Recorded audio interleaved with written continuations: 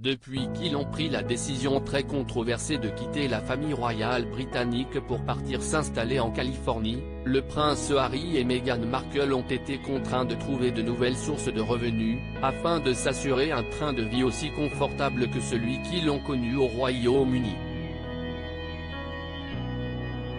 Ils ont donc décidé de surfer sur leur popularité, afin de signer de très lucratifs contrats avec Spotify, Netflix, ou bien encore Disney. Leurs contrats réunis représentent au minimum 135 millions de dollars, a rappelé l'émission envoyée spéciale lors de son numéro consacré au couple, diffusé le jeudi 13 avril 2023 en prime time sur France 2. Durant le programme incarné par Élise Lucet, les téléspectateurs de la chaîne publique ont découvert que le prince Harry et Meghan Markle ont mis en place un montage financier plutôt habile, dans le but de ne pas perdre une miette de leur fortune.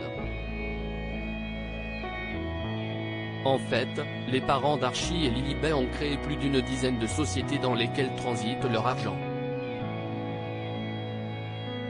Le journaliste Julien Duponchel a par ailleurs précisé que ces dernières ont toutes vu le jour dans l'État américain du Delaware, qui est mondialement connu pour ses taux d'imposition très bas. Au cours de l'émission, Éric Vernier, un spécialiste de la finance internationale et des paradis fiscaux, a analysé le montage financier des Sussex. Meghan et Harry, une optimisation fiscale parfaitement légale réalisée par le couple. Ce sont des montages que l'on retrouve dans les multinationales.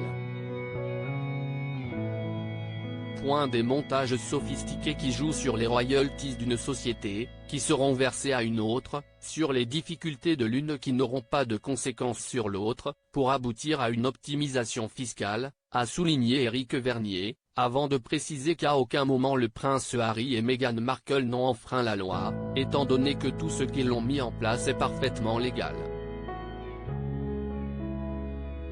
Durant la même émission, le journaliste Julien Duponchel a aussi révélé que les bureaux de la fondation créée par le couple, Archewell, note de la rédaction, sont étonnamment vides.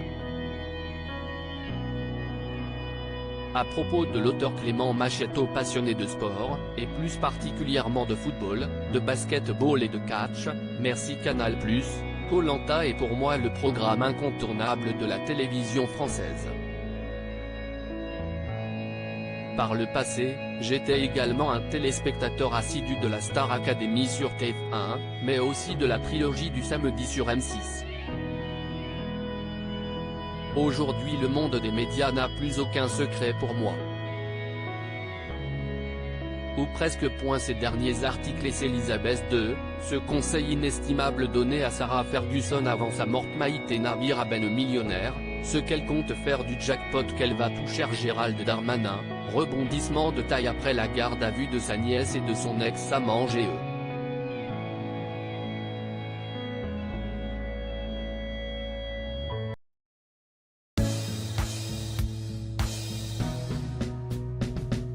But there's all times through the rough times I think